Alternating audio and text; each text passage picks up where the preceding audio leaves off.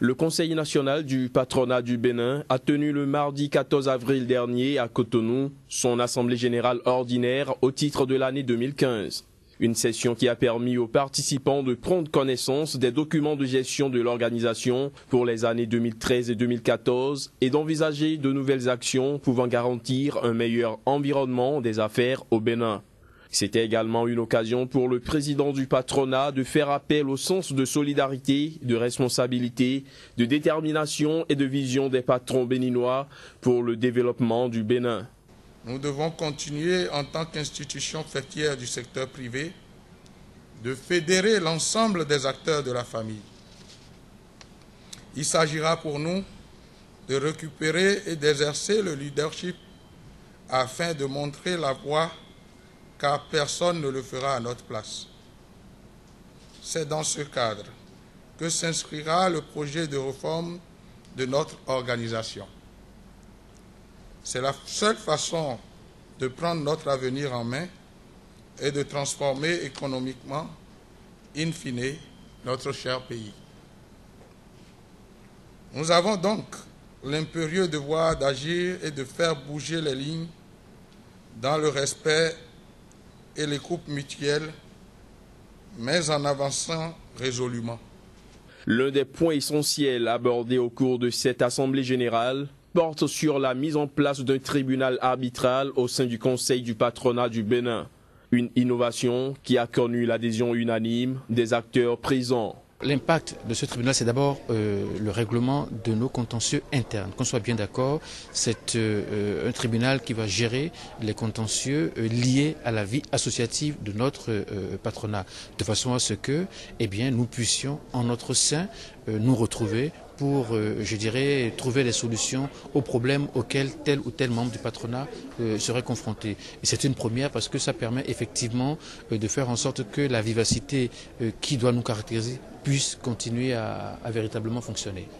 Créé en septembre 1984, le Conseil national du patronat du Bénin, qui constitue une organisation faîtière des employeurs béninois, vise l'amélioration de l'environnement des affaires, du climat des investissements et la compétitivité du secteur privé.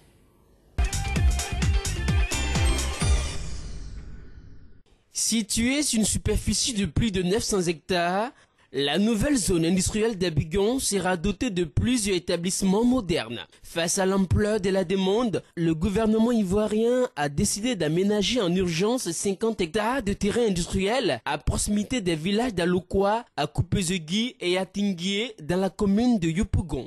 Il s'agit également de bâtir une économie structurellement industrialisée, ayant fortement accru la part des produits manufacturés dans le produit intérieur brut et dans les exportations, et a permis l'éclosion d'une grande classe moyenne, tant en milieu urbain que rural, à même de soutenir une demande intérieure forte, viable et durable. Dans ce contexte, le secteur industriel est appelé à jouer un rôle majeur en tant que source de croissance, de création d'emplois et de levier pour le développement des autres secteurs économiques par l'effet d'entraînement. À travers ces infrastructures industrielles, la Côte d'Ivoire entend créer les conditions propices à l'expansion de l'investissement privé qui doit représenter 60% des investissements globaux prévus dans le cadre du Programme national de développement PND 2012-2015. La nouvelle politique industrielle ambitionne de positionner notre pays comme base de production la plus compétitive des zones CEMAC et CEDEAO pour les biens manufacturés et industriels, tout en favorisant l'émergence d'un secteur de PME dense. Raison pour laquelle nous nous réjouissons de l'aménagement d'un nouveau parc industriel qui participe à la réalisation de cette vision et qui répond à une attente pressante des industriels. D'un coût global de 22 milliards, les travaux d'aménagement de la nouvelle zone industrielle PK24 sera exécutés par une entreprise locale et offrira dès sa livraison en mars 2016 près de 112 lots industriels de 2500 à 6000 mètres carrés.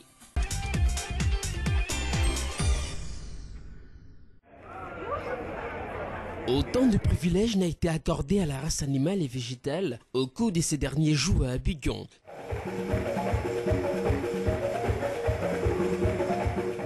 le témoignent ces images, pour cette danse traditionnelle malienne, l'honneur était d'abord à ces bêtes de foire et enfin au public. Mettre en valeur les richesses et promouvoir l'investissement pour développer le secteur de la production animale en Côte d'Ivoire, c'est l'objectif du gouvernement ivoirien en organisant le Salon de l'agriculture et des ressources animales SARA 2015. Nous étions en mission au Niger et nous avons également été impressionnés par la race Azawak qui produit et de la viande et du lait.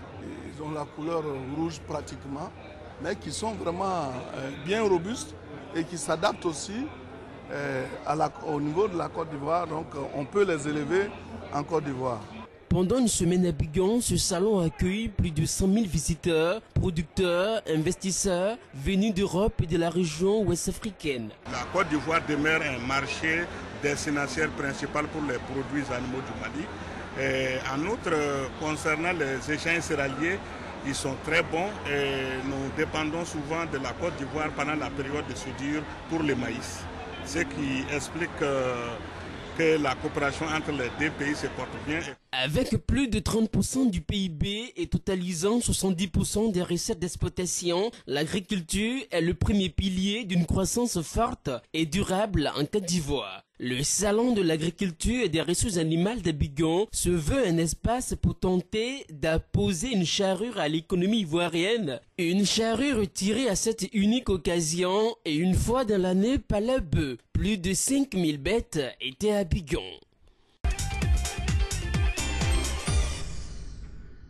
Congo Airways, bientôt doté d'avions Airbus. La RDC est en effet intéressée par l'achat de 2 avions Airbus pour sa nouvelle compagnie aérienne. Il s'agirait, selon le Premier ministre congolais, dans un premier temps d'une série d'opérations de location-achat. Congo Airways est un projet qui devrait se traduire par des vols d'inauguration dans les prochains mois. Le lancement de la compagnie est prévu pour le 30 juin, jour de la fête nationale du pays. Au terme du projet, la nouvelle compagnie aérienne commencerait par desservir 8 villes en RDC et passerait à 14 destinations intérieures au bout de 3 ans. Dans cette perspective du développement de la compagnie, qui pourrait ensuite s'étendre au-delà des frontières de la RDC, les autorités envisagent déjà l'achat d'autres Airbus neufs. Moi-même, je serai à Paris, plutôt en France, le mois prochain, à Paris, à Toulouse, où j'irai voir un peu l'usine de fabrication d'Airbus, parce que nous commençons avec des Airbus. Et donc, notre idée, c'est de pouvoir intensifier cette coopération afin d'élargir notre stock des avions dans ce domaine. La RDC est actuellement dépourvue de compagnies aériennes nationales. L'essentiel de son trafic aérien est assuré par des vols affrétés par la mission de l'ONU au Congo ou le Programme alimentaire mondial, ainsi que par 2 compagnies locales. Le développement de la nouvelle compagnie aérienne doit s'accompagner d'une remise à niveau des infrastructures de transport aérien dans ce pays, qui se trouve parmi les moins développés au monde, mais qui, selon le Fonds monétaire international, connaît une croissance économique moyenne de 7,7% depuis 5 ans. À moins d'1 heure de la capitale somalienne Mogadiscio, on récolte ici les fruits d'une industrie en pleine reprise, la banane. Transportées en camion depuis cette plantation d'Afgoye vers le port de la capitale, les bananes sont ensuite envoyées vers des destinations diverses. Un succès pour cette industrie ralentie par plus de 20 ans de conflits qui ont ravagé l'économie du pays. Aujourd'hui, nous exportons 12 conteneurs de bananes vers l'Iran, à la suite d'un contrat que nous avons signé avec une compagnie iranienne. Chassé de Mogadiscio en août 2011, le groupe islamiste Shebab a depuis abandonné l'essentiel de ses bastions.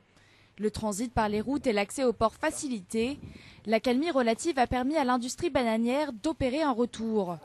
Mais un bémol, les producteurs estiment que moins d'un tiers des 5000 hectares utilisés précédemment sont exploités aujourd'hui. Le ministère de l'Agriculture a aidé l'une des compagnies d'export qui a réussi à exporter des bananes pour la première fois en 25 ans. Le succès de la banane somalienne tient en partie à la proximité des fermes et des ports qui permettent d'exploiter vers le Moyen-Orient. Et bien sûr, c'est aussi une affaire de goût. Depuis l'introduction de la banane par l'ancien colonisateur italien dans les années 20, le fruit est devenu un élément central de la cuisine locale. Mais dans ce marché de Mogadiscio, les vendeurs se plaignent d'une augmentation des prix depuis le début des exportations vers l'étranger.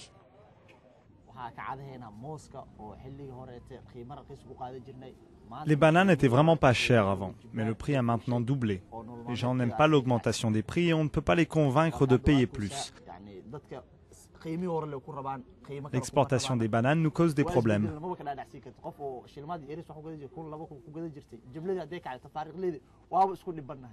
Avant de se relever complètement, l'industrie devra faire face à d'autres défis. Certains systèmes d'irrigation, des routes et des entrepôts doivent être reconstruits. Les Chebabs continuent de contrôler de larges zones rurales et restent considérés comme une grave menace pour la sécurité en Somalie. Mais l'industrie de la banane donne tout de même le sourire à la Somalie, qui pourrait devenir le principal exportateur de la région.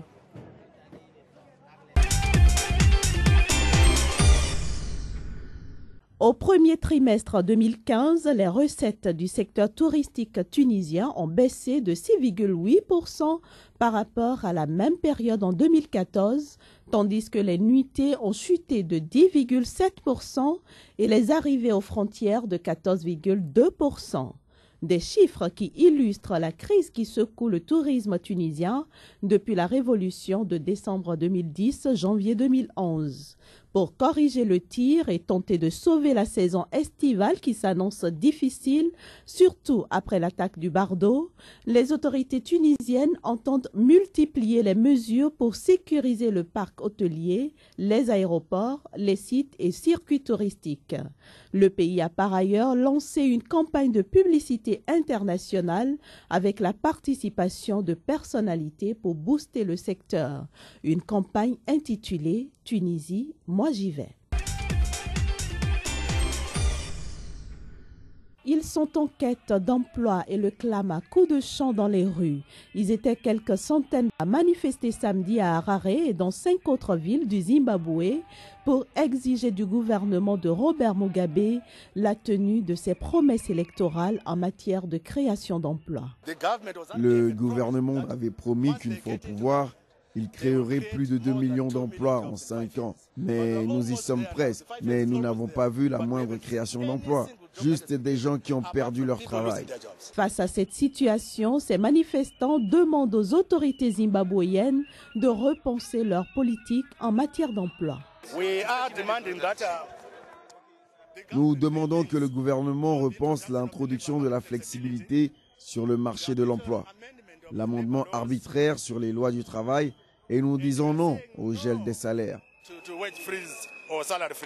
Précisons qu'au Zimbabwe, le salaire moyen mensuel tourne autour de 246 $, alors que le seuil de pauvreté est fixé à 500 $.